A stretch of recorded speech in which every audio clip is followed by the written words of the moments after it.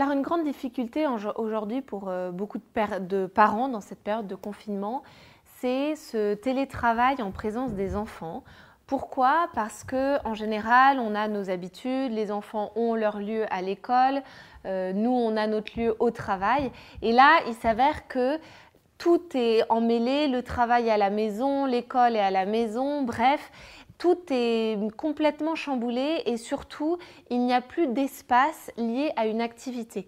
C'est-à-dire que l'espace où on dort peut être le même que là où on travaille et pas très loin de là où on prend les repas. Vous voyez, en fait, tout est dans un même lieu, en tout cas dans un même périmètre.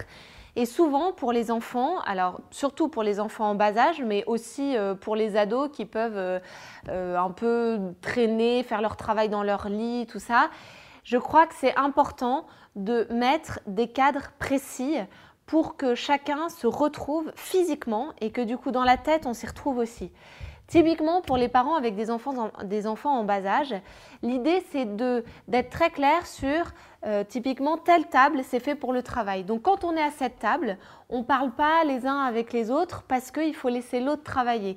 Quand on est sur cette table-là, là c'est pour les repas, le goûter, tout ça. Vous voyez, d'essayer d'avoir des endroits où vous allez pouvoir visuellement mettre un cadre, même si ça reste dans un petit périmètre.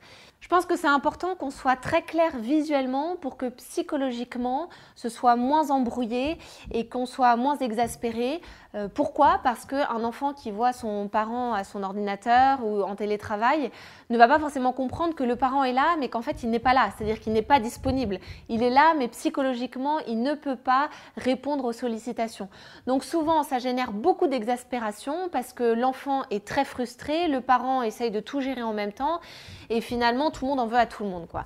Donc n'hésitez pas là encore à imaginer, à repenser vos espaces, peut-être revoir un peu l'aménagement de vos intérieurs pour cette période-là afin que tout soit délimité et encore une fois, il faut mettre des horaires, c'est important qu'on soit tous habillés à un certain moment, qu'on ne traîne pas et je vous disais pour des ados, ne pas travailler dans le lit parce que là pareil, c'est pas délimité, donc je travaille et puis en fait en même temps je m'endors parce que je fais une sieste, enfin, voilà. Je pense qu'il faut vraiment être très clair sans être rigide bien évidemment parce que sinon ça ne fonctionnera pas et là aussi on va s'énerver.